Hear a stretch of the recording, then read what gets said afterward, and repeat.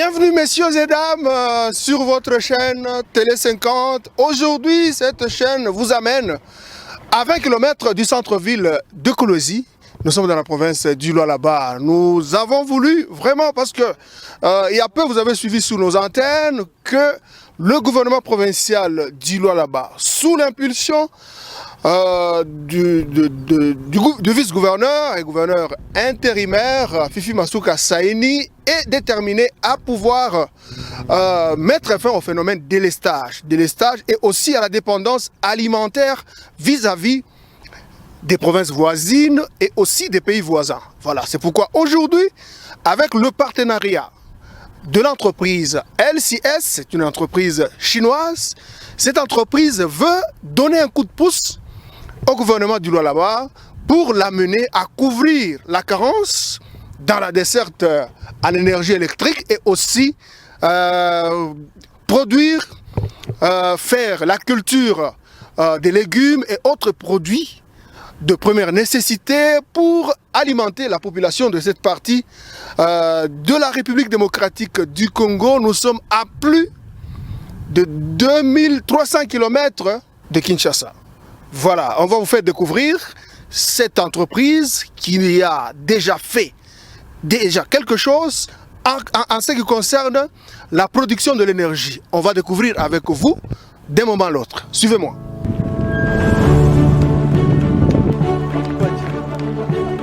Nous sommes dans la concession de l'entreprise LCS. C'est une entreprise chinoise qui a jugé bon d'accompagner le gouvernement provincial du Lualaba pour résorber le problème de desserte en énergie électrique et aussi le problème alimentaire. Voilà, on va découvrir avec vous ce compartiment de la concession. De cette concession, vous voyez, c'est la nature, il fait beau vivre ici. Vraiment, c'est pas comme à Kinshasa où il fait chaud, terriblement chaud. Ici, nous sommes dans le Congo profond.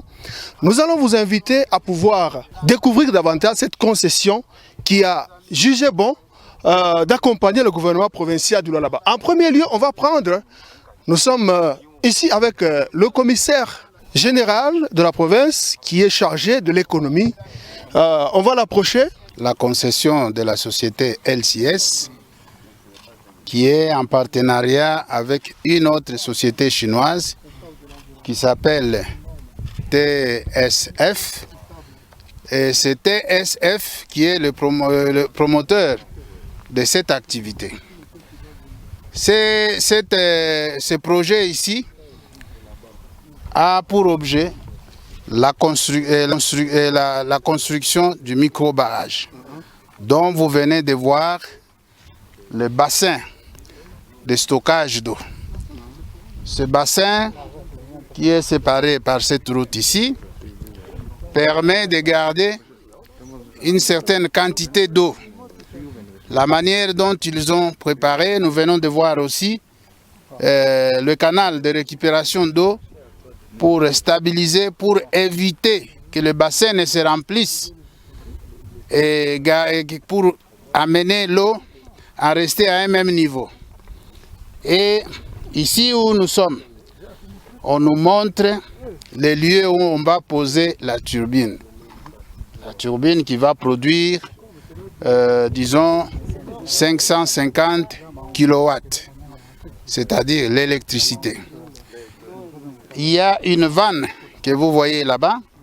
Vous êtes habitués à voir ça à la Régie des eaux. On produit déjà de l'eau qui vient de ce bassin même. Et cette eau va au niveau de leur petite unité de récupération. Et de là, cette eau est pompée vers LCS. Cette eau peut aussi et sert aussi à ce que nous voyons là-bas, les jardins pour la production, pour les légumes et même les étangs. Donc nous sommes au début de la visite du projet. Ce qui est important qu'il faut connaître pour montrer le travail fait par, disons, l'entreprise chinoise, c'est que c'est une petite rivière que nous pouvons même négliger. On nous a montré là-bas comment ça a été avant. Et on construit le bassin ici, ils ont creusé sur 3 km. Sur 3 km de longueur, la largeur est de 300 mètres. Mais profondeur 30 mètres. La 30 mètres, c'est le niveau qu'ils ont maintenu pour l'eau. Maintenant, la mise en œuvre de ce projet ou la construction proprement dite de ce barrage, c'est pour quand? Bon, ils sont déjà dans le processus. Ce que vous voyez fait partie du barrage. Maintenant, ce qui reste peut-être, c'est l'arrivée de la turbine. Quand la turbine arrive, c'est la partie essentielle. C'est ça qui va permettre l'eau. Et ils sont en train de construire donc les bâtiments qui vont abriter donc les salles de machines. Mais c'est déjà quelque chose, c'est de concret, puisque partiellement, le barrage produit déjà de l'eau. Comme ils font ça comme un ensemble, comme un petit complexe, ils veulent produire sur le site des légumes, ils veulent produire des poissons, ils veulent produire de la viande de porc, l'élevage et tout ça. Et je crois qu'en partie, vous allez voir tout à l'heure que les poissons sont déjà en train de grandir. Bon, c'est du côté de l'élevage des porcs qui n'ont pas encore peut-être commencé, mais ils ont déjà de l'espace. Ils ont une étendue de 300 hectares. Et le gouvernement provincial ne peut que les encourager, les accompagner. C'est pour ça que nous sommes là, pour voir comment nous pouvons, ce que le gouvernement provincial peut faire. Nous devons les inciter à produire davantage. Ok, merci monsieur. Merci monsieur. Ok, voilà, vous venez de suivre là la seconde étape. La seconde étape de matérialisation de ce projet de l'entreprise LCS, parce que, vous le savez, Télé 50 s'intéresse beaucoup plus à ceux qui travaillent pour le bonheur de la population congolaise. Ici, c'est pour le bien de la population du Lualaba. Suivez-moi, on va aller avec vous pour découvrir la seconde étape de cette excursion. Voilà, nous poursuivons dans cette excursion de la découverte de la concession LCS. Cette fois-ci, on va approcher un ministre à qui ce secteur touche aussi d'une manière ou d'une autre. Vous allez un peu nous dire en quoi ce projet intéresse votre secteur. Bon, il faut dire que l'activité principale, c'est la production de l'énergie électrique. Mais cette énergie électrique va produire des effets, notamment le développement de certains secteurs secondaires, comme le tourisme et l'agriculture, ainsi que d'autres, les commerces également. Et donc, quand vous voyez déjà d'emblée, pour nous, c'est un site touristique qu'il faut développer. Nous sommes encore où ils sont à la phase embryonnaire. Nous sommes en train de discuter avec eux pour voir quel type de tourisme ils vont développer pour la province du Lualaba. Mais qu'est-ce que vous pouvez dire à ceux qui hésitent encore d'investir dans le secteur touristique, parce que beaucoup de gens sont toujours cloisonnés dans les mines ici au Lualaba. On considère que le tourisme, ce n'est que quelque chose de secondaire dans ce coin. Non, nous l'avons toujours répété maintes fois devant vos caméras. Dans la province du Lualaba, le tourisme, c'est un deuxième pilier de l'économie. Et le tourisme actuellement, dans d'autres pays, c'est un secteur qui génère de recettes et qui crée, qui donne de l'emploi aux jeunes. Et donc, si nous voulons développer cette province, on ne peut pas avoir eu l'économie centrée sur un seul secteur.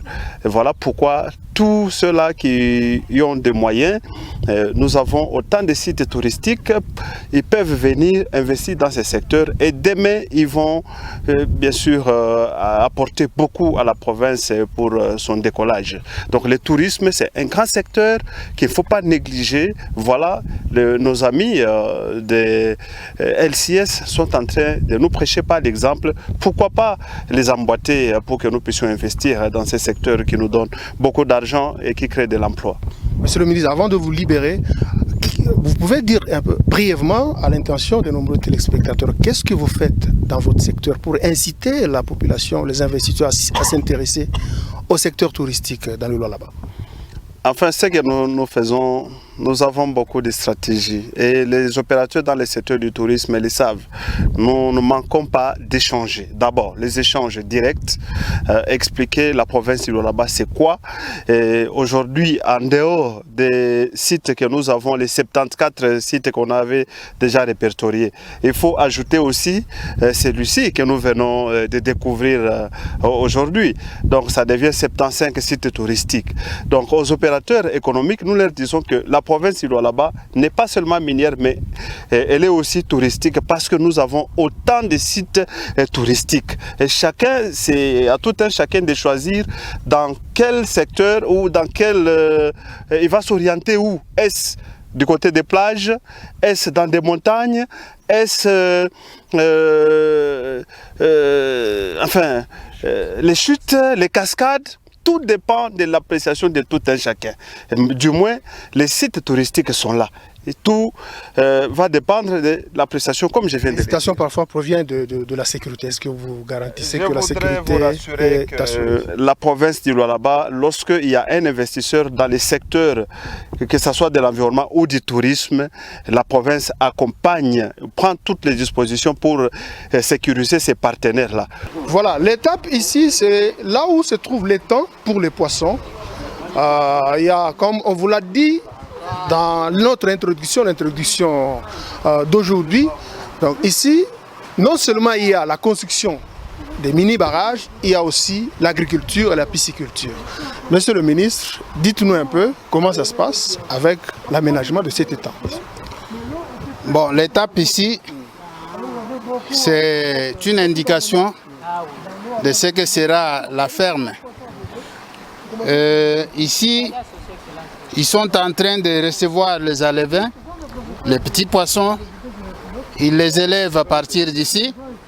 Quand ils atteignent un certain âge, une taille, et à ce moment-là, ils les prennent ici. Ils vont les dispatcher dans les étangs pour poissons adultes.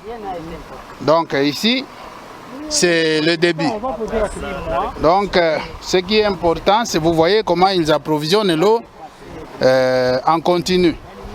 Et cette eau vient toujours de là où nous avons commencé.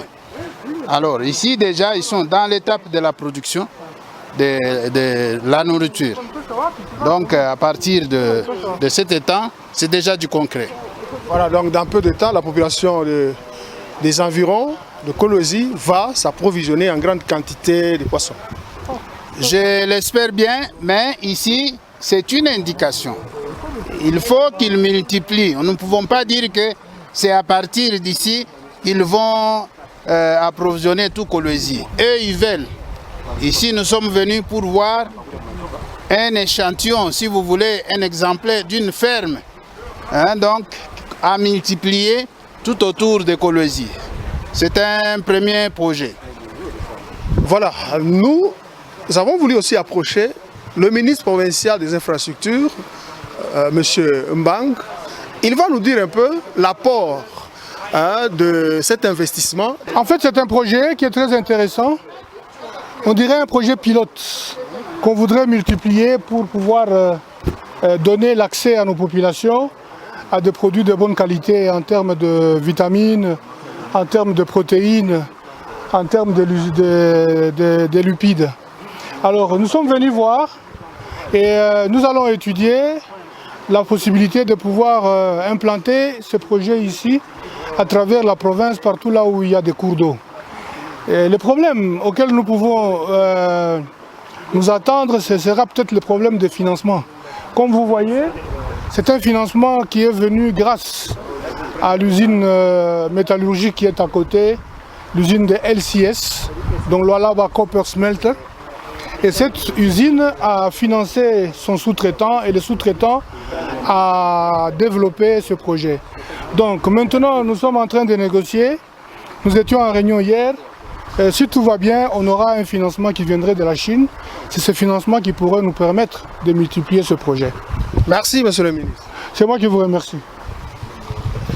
Voilà, là, c'était le ministre des Infrastructures de la province du Lualaba qui encourage cet investissement, c'est un investissement qui donne une nouvelle ouverture à beaucoup d'autres qui hésitent encore, qui ne voient que les mines, à pouvoir venir mettre leur argent dans le secteur touristique, dans le secteur agricole, dans le secteur hydrologique. Je pense que c'est très rentable aussi dans cette partie du Congo-Kinshasa. Voilà, ici nous sommes dans la salle des machines qui aident à pouvoir produire ou traiter de l'eau nécessaire pour l'entreprise LCS. Le ministre de l'économie, qui en sait au moins plus, va un peu nous expliquer comment fonctionnent les machines qui sont juste derrière moi. Merci. Je vous ai dit au départ de là que les installations de nos amis des TSF sont déjà fonctionnelles partiellement. Et ici, nous sommes dans la salle de pompage de l'eau. Il y a 3 grosses machines que vous pouvez voir ici. Ils ont dit que chaque machine peut pomper l'eau partout où ils veulent, mais pour le moment, c'est déjà fonctionnel au niveau de LCS, qui est leur client, premier client, puisque c'est dans leur concession. C'est tout à fait normal. Alors, si l'une des machines tombe en panne, il peut prendre l'autre. Si l'autre tombe en panne aussi, il peut prendre l'autre. Le temps de réparer tout ça. Donc ici, concrètement, ils produisent déjà de l'eau pour les besoins de l'entreprise LCS. Mais je voudrais préciser que quand nous sommes venus ici, il y a près d'une semaine, ils ont dit qu'ils peuvent aussi approvisionner la population, notamment les quartiers comme quartier latin et aussi une partie des jolis sites. Ils peuvent approvisionner. Et ici, ce projet, ce n'est pas seulement centré sur les Chinois, comme ils ont dit. Ça vise aussi la population. La population parce que ça fait partie de ce que nous appelons zone économique spéciale. Pour parer à certaines carences, il faut donc ce genre d'investissement pour que nous puissions à ce moment-là atteindre le développement intégral dans le domaine de l'alimentation, dans le domaine électrique et aussi pour l'électricité. Monsieur le commissaire, maintenant à quand la desserte pour la population?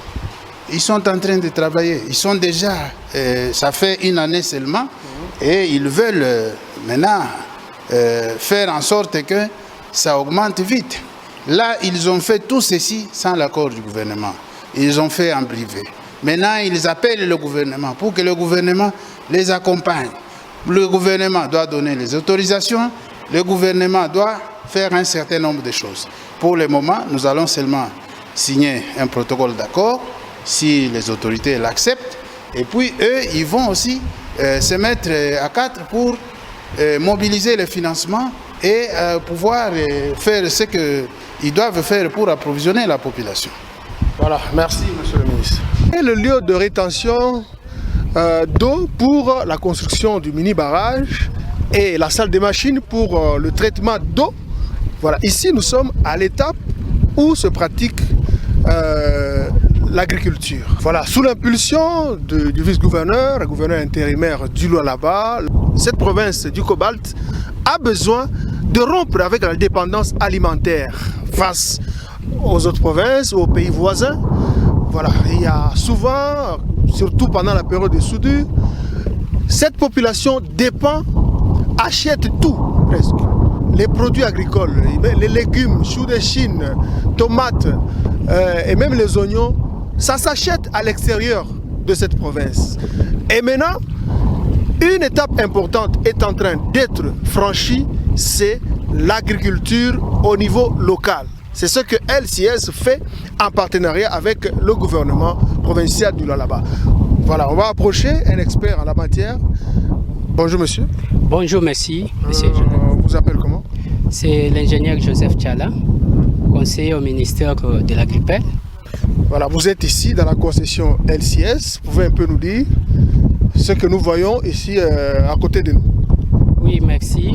À côté de nous, nous sommes en train de visiter les différentes activités que l'entreprise est en train de réaliser dans le cadre, dans le domaine agricole. Après la visite des étangs, nous sommes du côté potager où il y a la production de différentes espèces légumières. À côté de nous, nous voyons, ils produisent des choux de Chine, des céleris. Il y a différentes espèces pour leur consommation. En dehors de ça, il y a aussi l'oignon, pourquoi pas la tomate. Donc, il y a plusieurs légumes que nous pouvons trouver dans leur potager. Qu'est-ce que vous pouvez dire à la population de Kolwezi et ses environs, la population du Lualaba, qui a tendance à minimiser l'agriculture au profit de l'exploitation minière artisanale qui parfois emporte beaucoup de vies? Merci. De nos jeunes gens, bien sûr. Par rapport à ça, d'ailleurs, d'abord nous pouvons encourager les Chinois. En dehors des activités minières, ils ont jugé bon de faire l'agriculture. Ils se sont rendus compte que l'homme ne peut pas vivre seulement de minerais ou autres activités sans toutefois manger. Et raison pour laquelle ils se sont impliqués davantage dans les activités agricoles pour permettre à produire suffisamment. Et ce qu'ils produisent, ce n'est pas seulement pour leur entreprise ou concession. Ça va permettre de nourrir toute la population de Kolwezi ou Lualaba et nos paysans qui sont tout autour de l'entreprise. Nous pouvons demander vraiment à nos jeunes qui veulent aller plus loin, avoir de l'argent, de s'impliquer dans l'agriculture. L'unique activité qui peut plutôt nous procurer de l'argent, c'est l'agriculture. Et voyons maintenant, en soi, on devrait avoir ces activités pendant la saison sèche. Mais curieusement, pendant la saison de pluie, ils sont en train de produire. La tomate, chez nous à Kolwezi, nous la consommons, elle provient de la Zambie. Mais localement, avec les... C'est pas quand même normal. Et ce n'est pas normal, c'est anormal. Il y a la terre arable. Nous avons tout, c'est seulement la volonté qui nous manque. Il suffit seulement de s'impliquer avec le peu de moyens, nous pouvons faire. Maintenant, vous, au niveau du ministère de l'Agriculture et l'Élevage, qu'est-ce que vous faites pour inciter quand même la grande partie de la population à s'adonner à l'agriculture? Justement, au niveau du ministère, il y a la sensibilisation d'abord en premier lieu. En dehors de la sensibilisation, il y a l'appui. Vous avez vu que le ministère a distribué des intrants par-ci, par-là aux différents agriculteurs ou fermiers de la province. C'est pour les pousser à faire plus de l'agriculture. Et pendant cette période, comme nous tendons vers la saison sèche, la culture maraîchère va commencer. Et pour votre rappel, on a eu à distribuer les semences de culture maraîchère aux pêcheurs du Lualaba pour leur permettre de vivre pendant la période de soudure ici, qu'ils n'aillent pas pêcher les poissons. Alors, avec ça, nous allons faire tout au niveau du ministère, de pousser les agriculteurs, de les sensibiliser et de les appuyer pour qu'ils fassent plus la culture maraîchère pour permettre à la population de Kolwezi d'avoir suffisamment de l'aliment. Voilà, la population de Kolwezi, il ne faut pas être toujours distrait avec le cobalt, avec les minéraux. Il y a un trésor plutôt caché dans votre sous-sol. Dans votre sol, c'est le maïs, c'est le chou de Chine, c'est les oignons que nous voyons ici. Il ne faut pas attendre que l'étranger vienne faire ce que nous pouvons faire aussi nous-mêmes sur place et ne pas gaspiller chaque fois les devises pour enrichir les pays voisins. Voilà, c'est pratiquement normal que nous puissions dépendre de tout. Nous puissions dépendre de l'extérieur de tout. C'est pourquoi chaque fois, donc chaque année, en cette période, on voit les autres pays, les pays qui nous fournissent, par exemple, la farine de maïs, monter les enchères, bloquer les frontières, empêcher à ce que ces produits viennent, parce que nous ne produisons pas, pendant que nous avons le même sol que la Zambie et l'Angola. Voilà, ici, nous sommes toujours à l'endroit où on pratique la pisciculture. Vous allez voir, c'est de cette manière qu'on apporte à manger aux poissons qui sont encore tout petits. Je crois dans très peu de temps, ils vont atteindre l'âge d'être consommés par la population du quartier latin et autres coins de la ville de Kolwezi. Nous sommes au chef-lieu de la province du Lualaba. Voilà, aujourd'hui Télé 50 vous a amené à 20 km de Kolwezi, capitale provinciale du Lualaba, la province de Fifi Masuka Saini, qui tient à mettre fin à l'insuffisance sur le plan de l'énergie électrique et aussi à l'insuffisance alimentaire. C'est pourquoi aujourd'hui, nous vous avons amené dans cette concession appartenant à l'entreprise LCS. C'est une entreprise, au-delà de la production minière, a voulu aussi étendre ses activités dans la production de l'énergie électrique en construisant des mini-barrages et aussi dans la culture maraîchère et aussi l'agriculture, sans oublier la pisciculture. Nous vous invitons à garder votre fidélité à votre chaîne Télé 50. Nous allons vous faire découvrir autre chose à travers le pays, notre cher et beau pays, la République démocratique du Congo. À la prochaine.